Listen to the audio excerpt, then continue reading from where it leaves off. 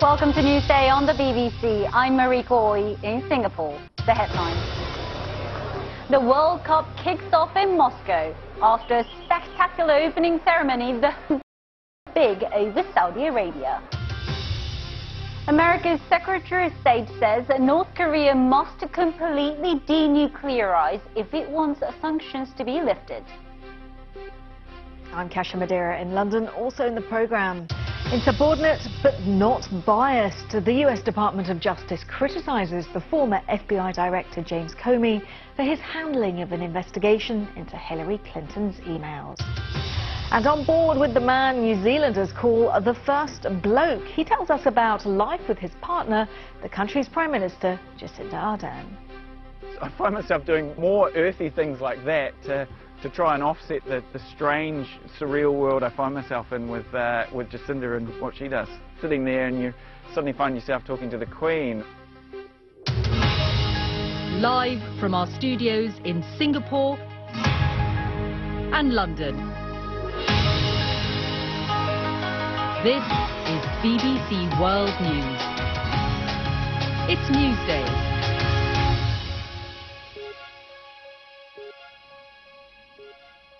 Good morning. It's 8 a.m. here in Singapore, 1 a.m. in London, and 3 in the morning in Moscow, where the 2018 World Cup started with a glitzy opening ceremony and some exciting match action.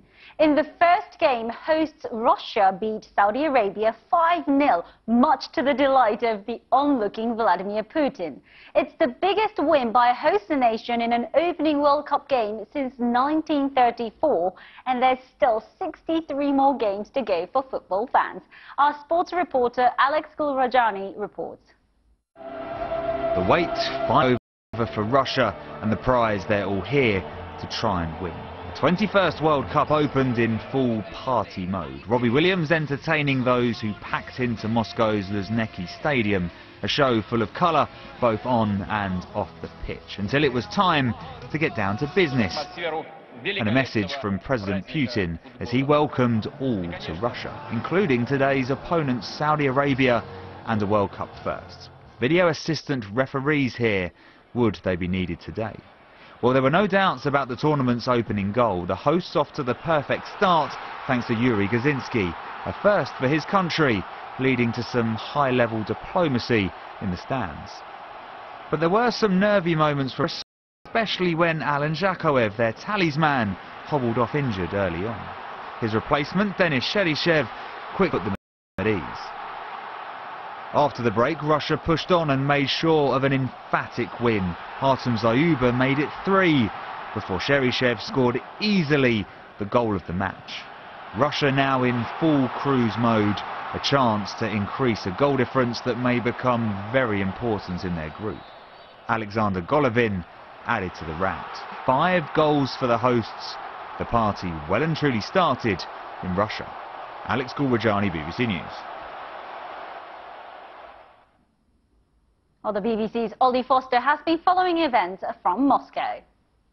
Russia are the lowest ranked team in this tournament, but my word, they rose to the occasion. There was a promise from Vladimir Putin beforehand to the crowds inside the Luzhniki Stadium, lit up behind me in the colours of Russia, and he said there was going to be a feast of football, and my word, his team absolutely delivered on that, and they just rose to the occasion. They had obviously this vast nation behind them, most of the 80,000 inside the Luzhniki Stadium as well, so they are up and running. Such an important result, not just for them as a team, because they're in a really tough group and they needed to get this win against a very poor Saudi Arabia side to have any chance of getting out of that group and into the business end of this tournament, but also very important for Russia itself and the public, and getting the Russian public behind this tournament. And when the team is doing well, just that lifts the whole country, and they have been so welcoming to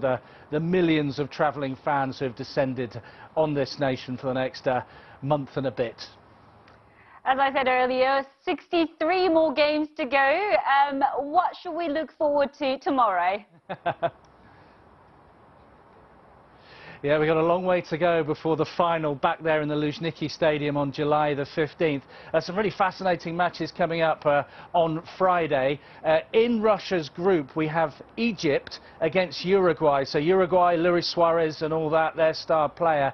Egypt, of course, Mohamed Salah and his troublesome shoulder that he injured in the Champions League final playing for Liverpool 3 weeks ago. The coach says he should be fit for that match in Yekaterinburg. Then we've got Morocco against Iran, but a really big one to round things up on the Friday on day 2 is in Sochi. That's Portugal, the European champions, Cristiano Ronaldo, of course, against Spain. And what happened to Spain just 24 hours ago? They sacked their coach because Real Madrid signed him for next season without telling the Spanish Federation. So the Spanish Federation said, right, off you go. And actually, Julen Lopetegui was paraded in Madrid today whilst they try and prepare for their opening World Cup match against the Portuguese, their fierce rivals and neighbours, of course. So some mouth-watering matches coming up on day 2, but day 1, it's all about the Russians, and they are just delighted not just to get the tournament up and running, but to start it with a win for them as well. Oh, they certainly are. Ollie Foster there in Moscow. Lots and lots more analysis on our website of the World Cup. But don't go away, because now it's time to bring you up to date with some of the day's other news here on Newsday. The US Secretary of State Mike Pompeo has said that all of the 3 countries that he has been briefing on the Singapore summit, including China, Japan and South Korea, have agreed to maintain sanctions on North Korea for the time being at least. Speaking after talks in Beijing, he said that there had to be complete, verifiable and irreversible denuclearization before US sanctions were lifted. Japan, the Republic of Korea, and now China have all acknowledged that we have turned the corner, that we have begun a process away from the threat of war and towards peace on the peninsula. Each of those 3 countries, too, has acknowledged the importance of the work that President Trump has undertaken and the commitments that Chairman Kim has made towards that very end, to achieve that denuclearization. We'll have a little more analysis on what Mike Pompeo said a little later here on Newsday. First of all, let's have a look at what else is making the news today. And a leading newspaper editor in Indian-administered Kashmir, Shujat Bukhari, has been shot dead by unidentified gunmen in Srinagar. Mr. Bukhari, a frequent contributor to the BBC News website, was attacked in his car near the office of the Rising Kashmir newspaper, which he edited. It comes as the UN Human Rights Chief has called for a major investigation into abuses in Kashmir. The European Union has decided to press ahead with retaliatory trade sanctions against the US. It follows President Trump's decision to impose duties on European steel and aluminium imports. US goods affected range from Harley-Davidson motorbikes to jeans and bourbon whiskey. The lower house of parliament in Argentina has voted in favour of legalising abortion within the first 14 weeks of pregnancy. The vote was a narrow one, and the bill must now go before the Senate, where it could struggle to be passed. Pro-abortion campaigners cheered and hugged each other when the result was announced. The Duchess of Sussex has accompanied the Queen on their first royal engagement together without Prince Harry. They were greeted by hundreds of people as they attended a series of events in the English county of Cheshire, even sharing a joke together as they watched a performance from a children's theatrical group.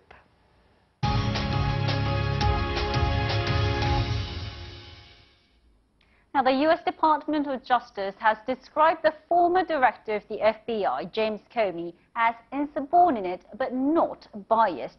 That's in relation to his handling of a probe into emails sent by Hillary Clinton from a private server. A report on the FBI's actions before the 2016 presidential election said Mr. Comey had made an error of judgment in announcing shortly before the election that he was reopening an investigation into Mrs. Clinton's emails. Here's our North America correspondent, Nick Bryant. Hillary Clinton believes the FBI's handling of the email investigation cost her the presidency. Donald Trump believes the FBI failed to prosecute her because it was politically biased against him. And both believe that the former FBI Director James Comey, fired by Trump, castigated by Clinton, was out to get them. Will be the truth, the whole truth, and nothing but the truth, so help you God. The Internal Justice Department report says he made a serious error of judgment by making public statements about the Clinton email investigation, but found no evidence he'd set out to influence the election. We did not find that these decisions were the result of political bias on Comey's part, the report reads, but it also concluded that he departed clearly and dramatically from FBI and department norms. The report has also revealed a text exchange between two FBI agents already accused by the White House of pro-Hillary bias. It spoke of stopping Trump from becoming president. That's been seized upon by the White House. It reaffirmed the president's suspicions about Comey's conduct and the political bias among some of the members of the FBI. Back in 2015, Comey announced an investigation into Hillary Clinton's use of a private email server during her years as Secretary of State. I made a mistake using a private email. For Donald Trump, it was the political gift that kept on giving. Let's knock out crooked Hillary Clinton. Crooked is a $3 bill. Comey announced the FBI was not recommending charges against Hillary Clinton. Then, just weeks before polling day, Comey controversially reopened the investigation. More emails had been uncovered. It's pretty strange to put something like that out with such little information right before an election. In a final twist, just 2 days before polling, Comey again recommended that no charges should be brought. But Democrats claim the damage had already been done and that Comey's interventions helped win Donald Trump the White House. It was Trump who benefited from all these mistakes, so it hardly reflects deep state or bias against him. In a separate development, the Trump Foundation is being sued by the New York Attorney General, who's accused the president of persistent illegal conduct at his charitable body that went on for more than a decade. He's slammed that legal action as politically motivated and ridiculous. Nick Bryant with that report. Now, it is exactly 1 year since the tragic Grenfell Tower fire here in London. 72 people were killed in the blaze. Commemorations have been taking place throughout the day. Lucy Manning reports. In the middle of the night, Grenfell lit up the sky. Last year, the horror of the flames. Now, green to commemorate the tragedy. Last year, they gathered at the foot of the tower, helpless. Now they stood in the same place to remember.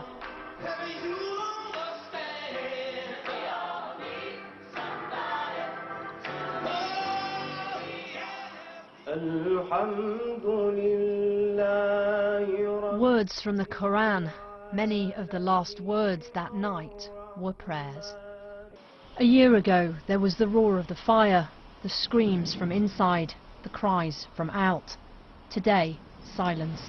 The survivors and the bereaved were joined by singers Adele and Stormzy. But this was about those who had lived and lost here. Some came with flowers, others with messages. The day after the fire, we met Mohammed Hakim. Today he came to remember his mum, dad, sister and 2 brothers. From having a family, not to having a family at all, is a complete change.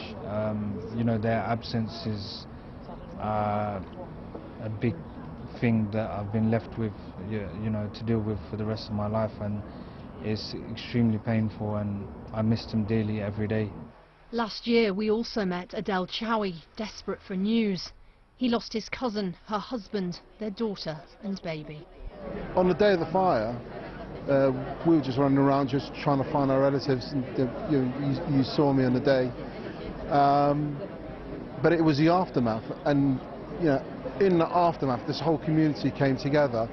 What do you think the Grenfell community have achieved a year on? A desire to make sure this never happens again. At a local church, other families who lost children, parents, sisters and brothers heard calls for healing and justice. They have mourned here as a community, from the day of the fire, supporting each other when those who should have done failed.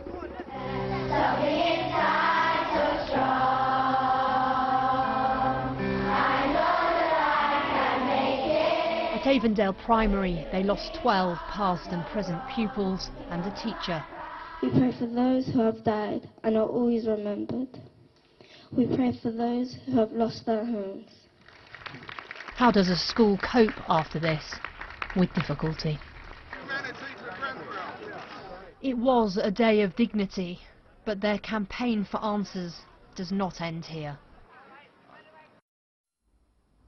Lucy Manning reporting there. You're watching Newsday on the BBC. Still to come on the programme. We take to the seas with father-to-be, fishing show presenter and partner of New Zealand's Prime Minister.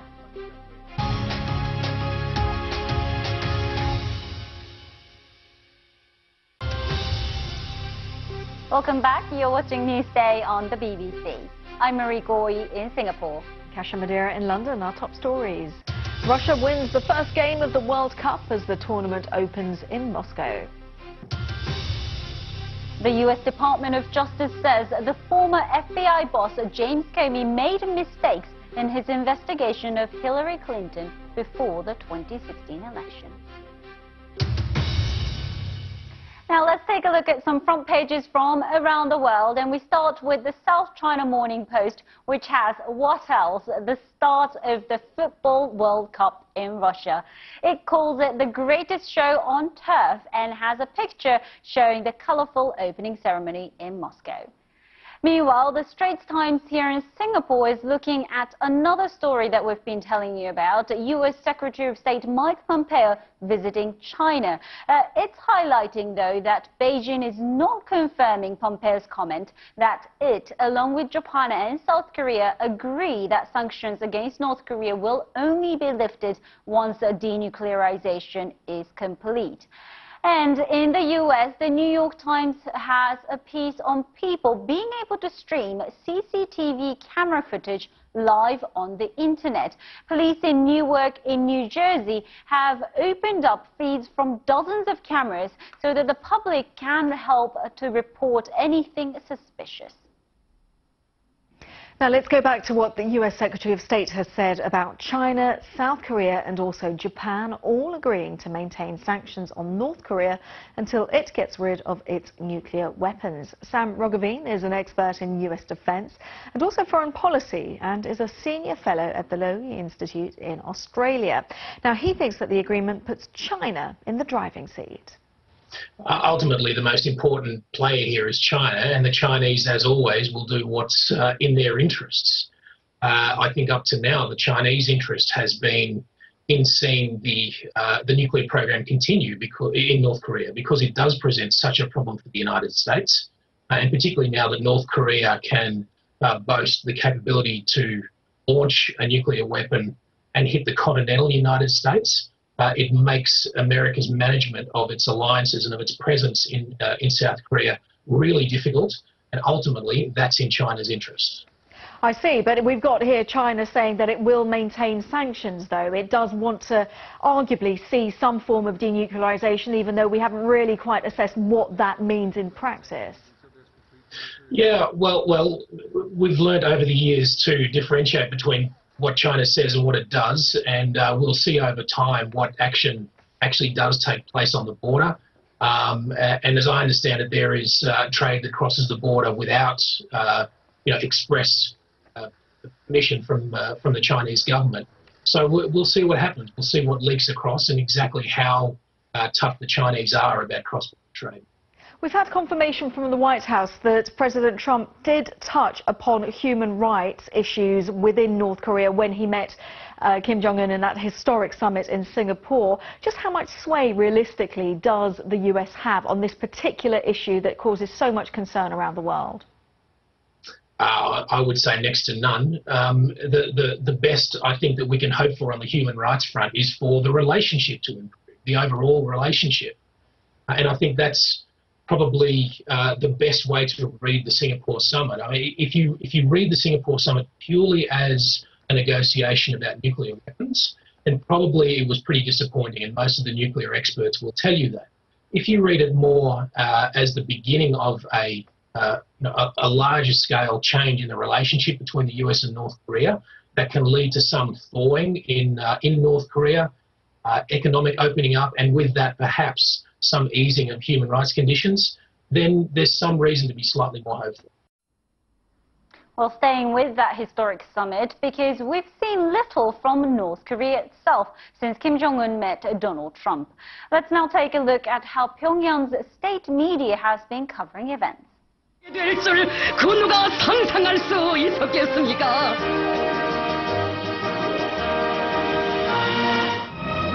저국과 민족의 미래를 위하여, 조선반도와 세계의 평화 번영을 위하여 그 누구도 대신할 수 없는 역사적인 상종에 오르신 최고領導者 동지의 안녕을 간절히 바라고 바라는 우리 인민입니다.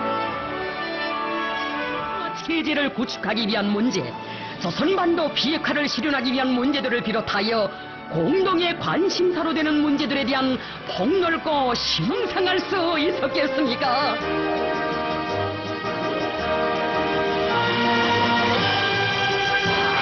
트럼프 대통령을 맞이하는 의식이 진행됐습니다.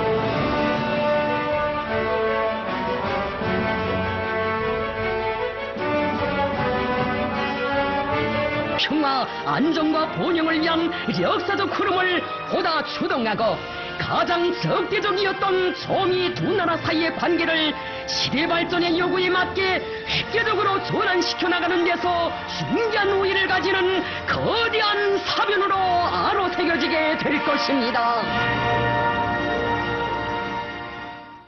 A little insight there into how North Korean television covered the Trump-Kim summit. Now, the Prime Minister of New Zealand, Jacinda Ardern, is due to have her first baby on Sunday.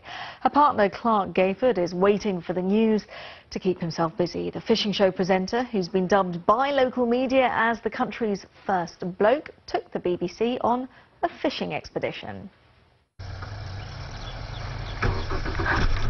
Let's go. We don't really have a title for the partner of a PM in New Zealand, so it's been slightly unusual. There's no real official role. I don't really have a choice, so I kind of just roll with it. Call this place Jurassic Park. We're about 50 kilometres off the mainland. It's a small group of islands called the Mukahinau. This is probably one of the few times when I really should be contactable. So we've got a VHF radio. I'm sure the call will come out. Lovely day. It's going to get better too. We use fishing as the excuse to make a bit of a travel show, and I like to just think that I'm introducing a few more people to the ocean. This is my world.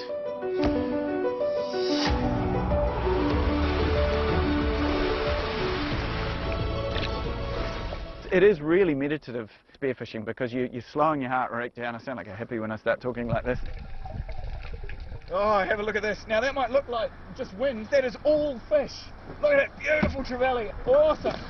Woohoo! I hate putting people off, but you know, there are the odd shark out here, and some of them do get big and they can get quite aggressive at times. So it's just a case of learning how to read their body language and how to play a pretty good game of bluff.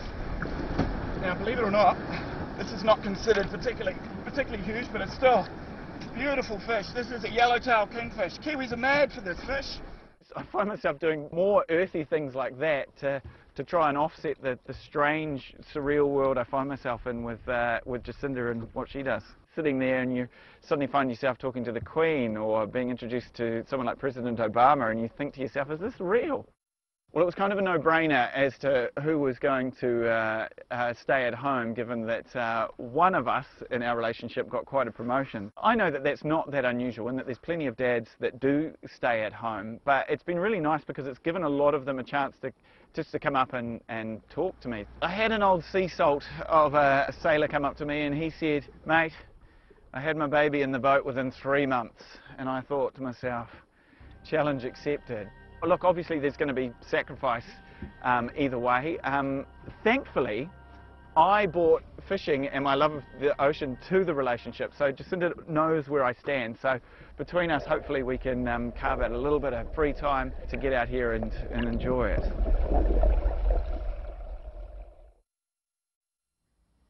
You've been watching Newsday on the BBC. Don't go away, I'll be back with business news, and we'll be thinking about Tetris, which is being revamped in the age of virtual reality.